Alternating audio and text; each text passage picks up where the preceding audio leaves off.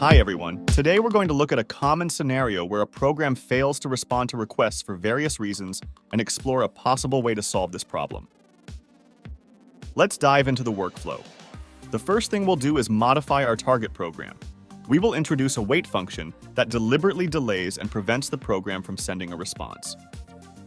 By simulating this scenario, we can better understand how to handle situations where the program does not respond to requests. This hands-on approach will help us learn effective troubleshooting strategies for dealing with such problems. Let's proceed to the main program and address this issue. Instead of using the wait function, we'll implement wait for function, which accepts the number of blocks as input. If no wake function is called within the specified number of blocks, the message will automatically exit the waiting list. In our scenario, if no response is received within 3 blocks, the message will resume processing as if the wake function had been called. This approach allows us to set a timeout for waiting for responses, ensuring that our program doesn't get stuck indefinitely if a response isn't received promptly.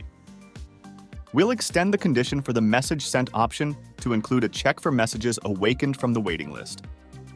If the message's identifier matches the second tuple variant, we'll send a reply indicating that no response was received. By implementing this additional condition, we ensure that our program effectively handles scenarios where messages are sent but don't receive a timely response. This enhancement improves the program's reliability in dealing with communication delays. Additionally, after sending the no reply received response, we'll set the status back to waiting to prepare for the next interaction.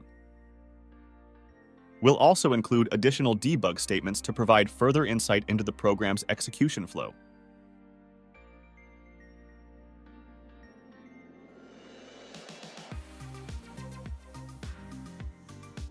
The else option will handle scenarios as it did previously. After implementing these changes, we'll compile our program and verify that everything functions as expected. Now we can adjust our test.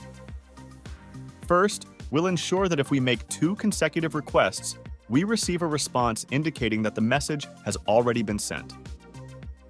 This will confirm that our program correctly handles situations where multiple requests are made before a response is received.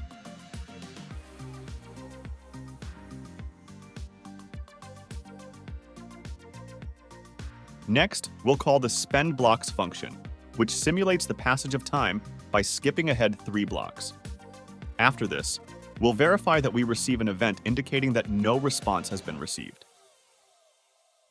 This occurs because the message exits the waiting list after 3 blocks and checks its status, finding that no response has been received. With these adjustments made, our test is ready to run. Let's examine our output. The first message enters the handler and is placed in the waiting list. Then, we send the second message and receive a response, indicating that the message has already been sent. After 3 blocks have passed, the first message wakes up and is processed again, resulting in a response indicating that no response was received. With this, we conclude our lesson. We have learned how to effectively handle unfavorable outcomes, ensuring that our program remains reliable in various scenarios. Until next time!